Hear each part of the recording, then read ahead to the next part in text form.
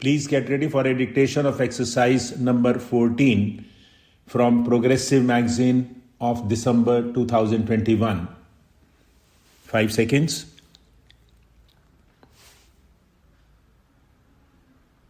Start. As you have just heard from the chairman of the municipality, I have visited this place many times earlier.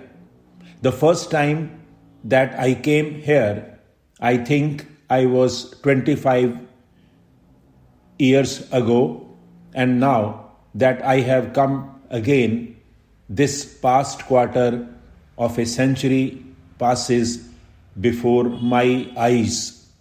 I see how, after a long struggle, we achieved freedom and independence, and how since then we have engaged ourselves in an even more difficult struggle.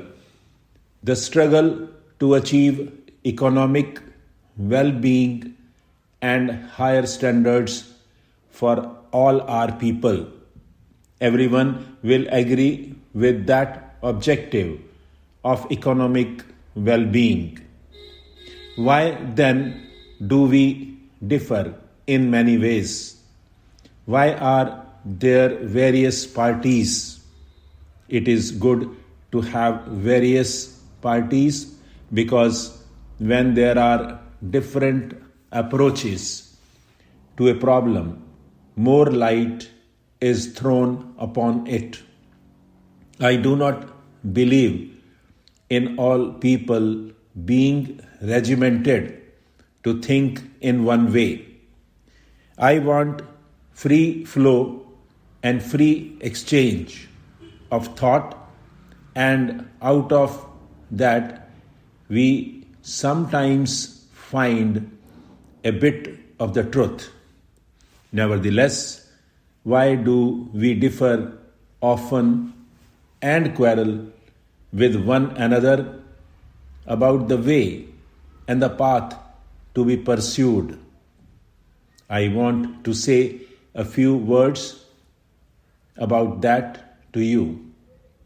Wherever I go, I lay stress on something that is obvious, with which everyone should agree.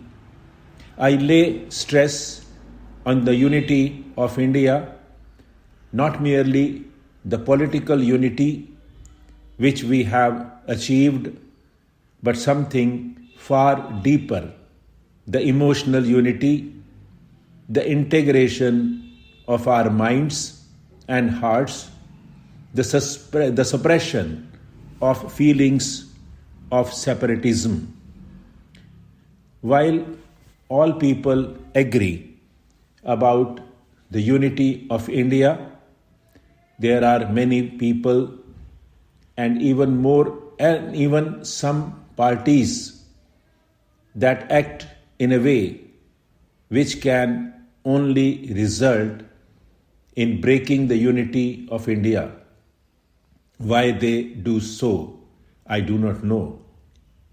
While on the one hand, we, the people of India, are bound together by strong bonds of culture, common objectives, friendship, affection.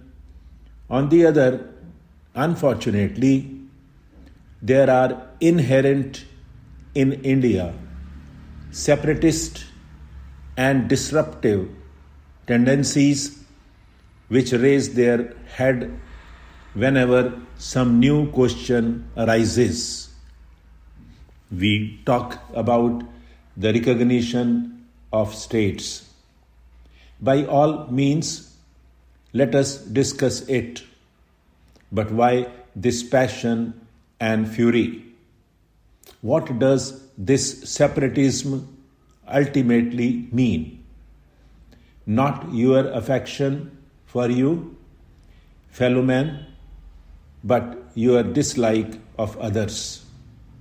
I have no objection to people coming together because they like one another or to nations coming together because they like one another. But I have the strongest objection to people coming together because they dislike and hate somebody else. The coming together to hurt somebody else is bad. That is why in the international field we are against these military alliances which are not the coming together of people who like one another but are meant to be aimed again against another country or group of countries. Anything is bad, the basis of which is hatred and dislike and enmity, international or national. We must be on our guard against the disruptive tendencies in the country which raise their head whenever an occasion offers itself.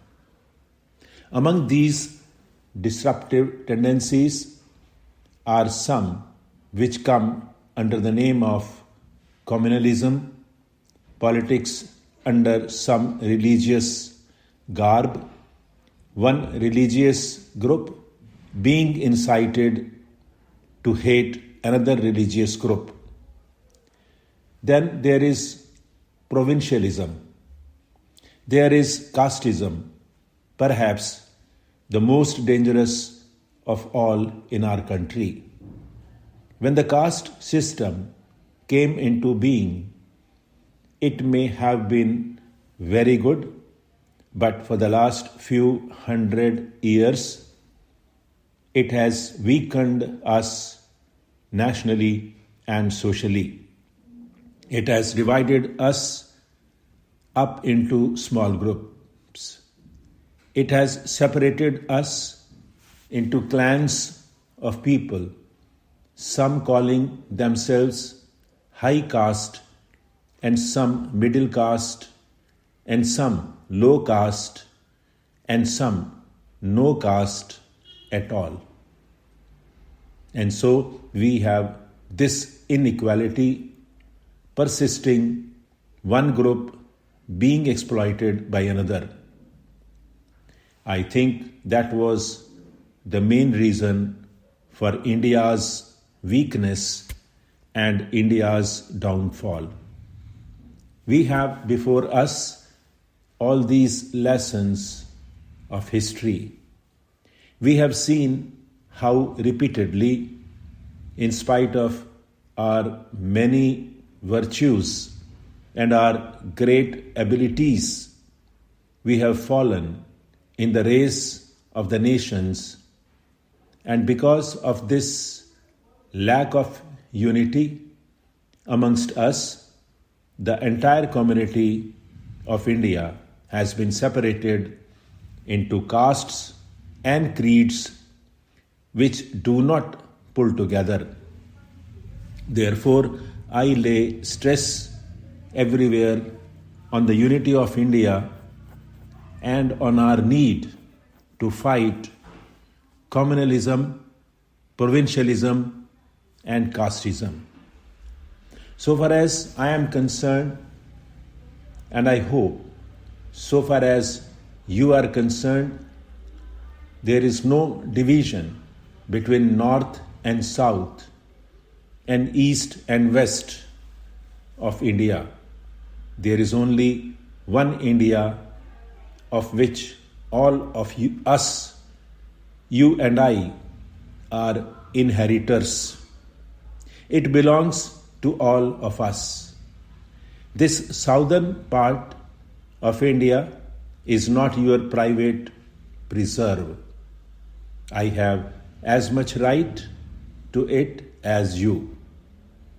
Likewise, the northern states of the Himalayas are not our private preserve.